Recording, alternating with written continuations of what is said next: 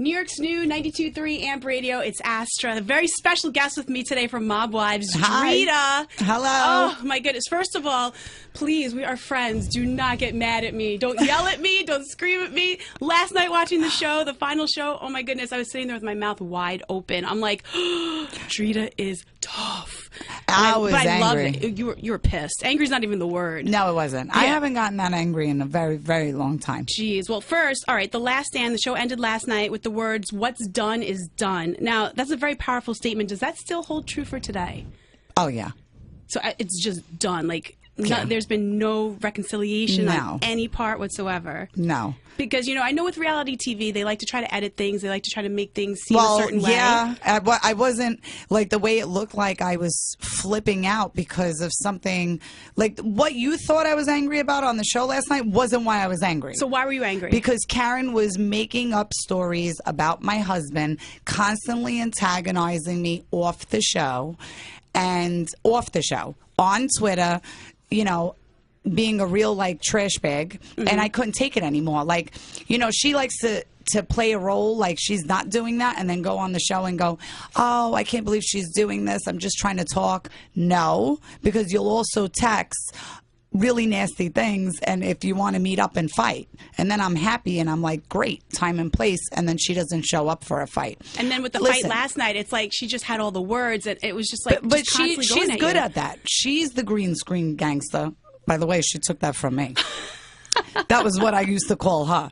But she's the one that's nonstop, like, antagonizing me. Like, just let it go. Let it be. Don't be obsessed. Stop being infatuated with my husband. Pay attention to your family.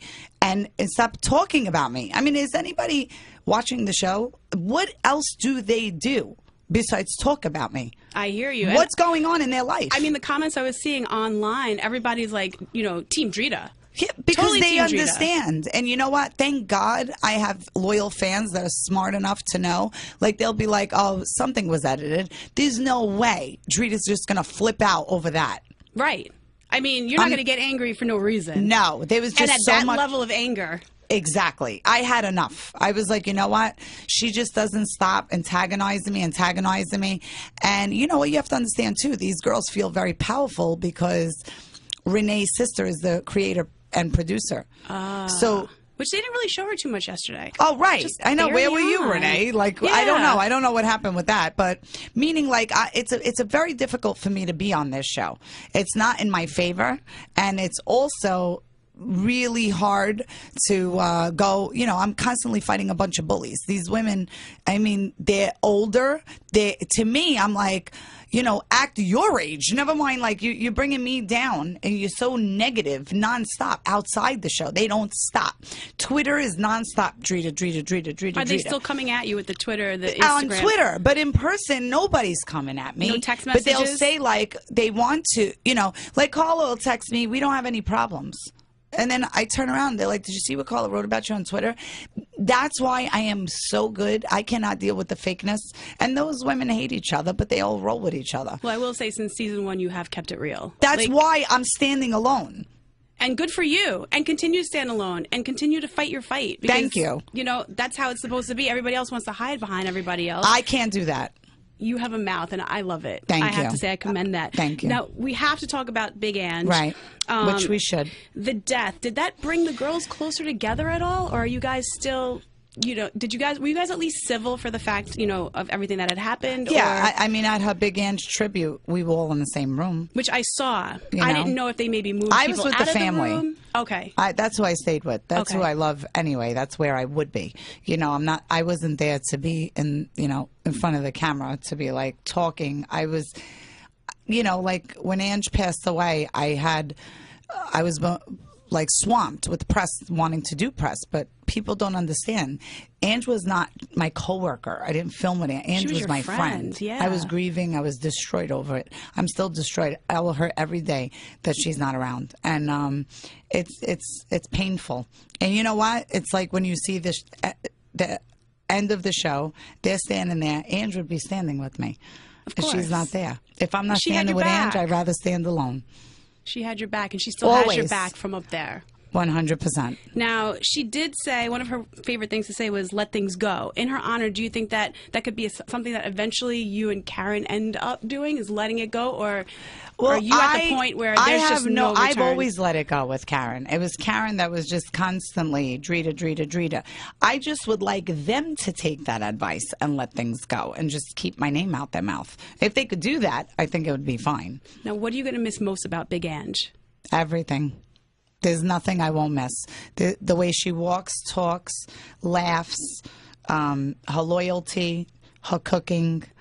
There's nothing I won't miss. That was some amazing Italian food. You have no idea how she cooked. Like, the way she cooked was just, it was not normal. She should have had a cooking show. Now, your daughters, they're on the show. How's their relationship with Karen's daughter? Has it been affected because of your relationship? I don't know why she says that. Because I was wondering that. I know she was talking about that. My daughter's in 9th grade. I believe Karen's daughter's in 11th grade. So they have a totally different yeah. So it's not like they're best friends. No. And I just feel like Karen, you know, she's very, Karen just lies. She's fake. She badmouths everyone, then she makes friends with them the next day. To me, that's just not a real person. And you can't roll with, so we grew past that. We moved past, it doesn't work like that. You know, you said some strong things about people. You said that, you know, you said Carla was racist, Natalie was racist, these people are this, and another thing. This is not something you roll off your shoulder. Right. That's a serious thing. And plus with you, when you say something, you say it and you mean it. I feel like I mean it. If I'm going to tell you someone something, that's what they are. And that's but then you know that that's not true what she's saying, because then she becomes friends with them. So don't make up stories about people so people dislike them. She does it with my husband. She does it with me. I mean, the things that come out of her mouth. I just wish that she would just stop talking, but I don't know if that could ever happen. Well, last night you said you run Staten Island and you want Karen out, which I died. I was dying with that. Have you gotten your way yet? Just out of curiosity. Is she gone yet? Oh, I can't. You know what? I guess she's still there. I don't know if she's still around. I don't see her. Honestly, I never see her. All I right. don't see her. Now, Lee, is he finally accepting the fact that you're writing this book? Because I know that there were a bunch of issues with that. He's finally okay with it. He's got my back tenfold. That's great. And about that, like, what did he have to say about Karen? Because Karen was slamming him, too. Slamming him. Yeah. Slamming him. What did he have to say about that? Because they didn't show that. I think he laughs, but I know he laughs. He laughs because he's like, you know, he looks at me, he's like, this girl was like someone I dated 20 years ago. He's like, me and you are together like 17, 18 years. We have 2 kids. He goes, this is so crazy. Like, it's so funny. But he goes, I feel bad for her. He's like, I really feel bad for her. Like, she's a loser. Like, you got to get a man. You got to move on with your life. Like, I think that, I mean, I feel like he feels like anyone would feel. Right. If it was my ex-boyfriend from 20 years ago on TV and then making up stories about me, I mean, I would feel. Maybe she still has something for him. You know what? I think it's just she's so jealous. She's very unhappy with her life, and that's what it is. I think if Karen was happy and she was like married, listen, think about it. If Karen was in love with someone or she had a good relationship, she would never speak any man's name. Absolutely. I think she should just not do that because she has a child. I wouldn't do that. Like, who knows what she's feeding her kid to? You don't know. When she came on this show, she was still with the baby's daddy here and there, but she was still talking about Lee, and I used to sit there going, you know, that's terrible. Like, that's like me doing that. My daughter would be like, why are you talking about some guy from 20 years ago? You're like one of your exes. Why are you talking about him? It's embarrassing. That's the whole thing in a nutshell for Karen. It's very embarrassing. I think she just needs to move forward in her life and just forget about 20 years ago. Now, back to your book. When is it coming out? Soon. I don't have a release date yet, but when it does, that book is completely and utterly juicy. Do you have a title for it yet? You know, I was thinking today, because I was watching the show, I'm like, all these people don't know, like, about this and explain this. So I might have to name it The Last Word. I like that. Because I'm going to have the last word on this one, because no one can edit my mouth. The last word, ... done. That would be the perfect title. I was thinking of it. Now, sell me on the book right now. Give me an idea of what we can expect to find out from reading it. Oh, because if it's that juicy, I mean, obviously, I'm not going to ask for everything, but tell me some juicy things that are going to be in it that are going to make us want to see it. You're going to really, like, for example, like, even when it comes to the cast, like, you know how I know Karen? How? Karen was sleeping with my boyfriend when she was dating Lee. Oh, boy. So there's a little juice for you. Oh, boy. So okay. there's so much, and she also was banging the neighborhood, but oh, boy. that's not my business. She also, like, she's in there a little, like everybody's in there a little bit, but I think it's going to be shocking to the audience that knows and watches MobWives for a long time what truth is. And I feel like a lot of people's mouth will be open like, oh my God. But they also will see where I come from and, you know, everything I've been through, and all the single moms out there that they always ask me, you know, how'd you start a business? There's a lot in the book because there's a lot to explain. I went from nothing and built myself up. But when it comes to MobWives, it'll be very, very good. And are you going to do a national book tour so we can 100%. all get to meet you, 100%. hang out with you? Because your fans they're like diehards. My fans are like a gang. They are. You have to come up with a. Do they have a name like the Drita Warriors? It's called Drita's Mob. Yes, that's an idea. I have amazing loyal fans. And before I let you go, next week the final sit down airs. Are we going to be surprised by anything? Like. When the final sit down is, yeah. You know what? Unfortunately, it'll probably be surprising to me because there's probably going to be a lot of editing going on and not. So you're not even privy to what's going to be airing. You pretty much watch everything as we watch it. Yes. And it's very aggravating to me because I'm like, so you're probably screaming at your TV. I can only imagine what goes on in your household. Because it's not fair. I'm like, why is everyone going to think like I'm mad about that when it's this? And, you know, it's very frustrating. So is there anything that you want your fans to know before you leave? That is the truth that was not shown and that may not be shown next week. A lot of the fans always ask why did Carla become a traitor, and why did Karen and Carla hate you so much?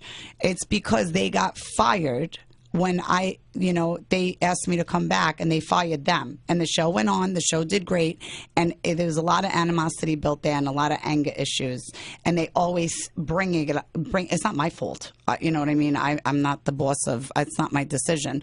But a lot of things are outside the show, what they're coming on the show and getting angry about. You understand? Mm-hmm. But you ask me something, I'll tell you the truth, whether I'm right or wrong. And one more thing, the song. You did a song about the Big tribute. Ange. You have to listen to the Big Ange tribute. It's incredible. Rapping? Were you rapping on it? I rap on the track. I haven't been in the studio since the French Montana track. But I went in the studio and I had to get it done because I have to give a shout out to Ange. And I cried, but I finally got it done. Can you give me a little taste of your part? I want to hear you rapping live. No. Please. Just do one line for me. Just one line. I'm not asking for a whole, the whole part. Just one line. You know what? I want to say my favorite line. Go for it. Would probably be, and for the legacy you left, I'd like to say thank you. You went from Big Ange to Big Angel. Dude, that's hot. I love it. I love it. We got to see you doing a whole musical career now. We're going to have to put you on air. That's what we're going to do. I'm going to tell Toro to spin you on his show. Toro? We're going to do that. Thank you so much Thank you. for coming down, Drita, and thank you for not kicking my ass, okay? Oh, never that.